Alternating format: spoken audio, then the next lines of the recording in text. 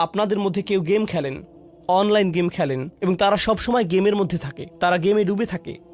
কেউ কেউ গাড়ি পছন্দ করে, তারা সবসময় গাড়ি নিয়ে কথা বলে, গাড়ি নিয়ে চিন্তা করে, গাড়ি নিয়ে চিন্তা করে। তাদের ফোনের ওয়ালপেপার গাড়ির ছবি, তারা সবসময় গাড়ির আপডেট দেখেন। এই ব্যক্তিটি গাড়িতে খাউদ হয়ে আছে। খাউদের প্রধান অর্থ হল কিছুতে পুরোপুরি ডুবে থাকা।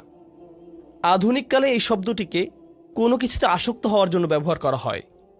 নেশা, যখন কেউ কিছুতে আসক্ত হয়, এটি খুবই আকর্ষণীয় কারণ এই বিষয়ে বইও লেখা হয়েছে। আপনি এজ অফ অ্যাডিকশন নামে একটা বই খুঁজে দেখতে পারেন।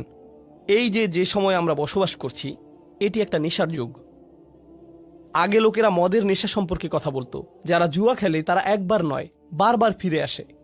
তারা তাদের বাড়ি হারায়, পরিবার হারায় এবং তারা এটা বন্ধ করতে পারে না। মাদক একটি নেশা হতে পারে। বহু লোক ইতিমধ্যে জানতে পারেন যে বিশ্বের নামকরা সামাজিক মিডিয়াগুলো যেমন ফেসবুক, ইনস্টাগ্রাম, এই সংস্থাগুলো প্রথম তৈরিতে তারা বিশ্বের শীর্ষ ক্যাসিনোগুলোতে গিয়েছিল, কারণ তাদের অ্যাপ্লিকেশনগুলোর অ্যালগোরিদম এমনভাবে করা হয়েছে যেটা নিশ্চিত করে যে তাদের ব্যবহারকারীরা অ্যাপে থাকে। তারা চায় না যে আপনি টিকটক অন করেন এবং তা বন্ধ করে দেন।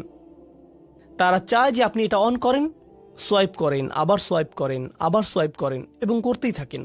এই অ্যালগোরিদম বানাতে তাদের মানুষের আচরণ অধ্যয়ন করতে হয়েছিল।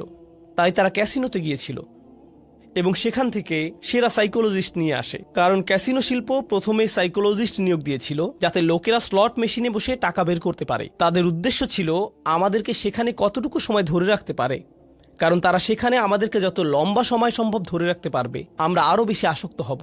যারা লাস ভেগাসে ক্যাসিনো শিল্পের হিউম্যান বিহেভিয়ার তৈরি করেছিলেন, সেই একই লোকদের সিলিকন ভ্যালিতে নিয়ে আসা হয়েছিল সোশ্যাল মিডিয়ার ইউজার বিহেভিয়ার মডেল তৈরি করতে।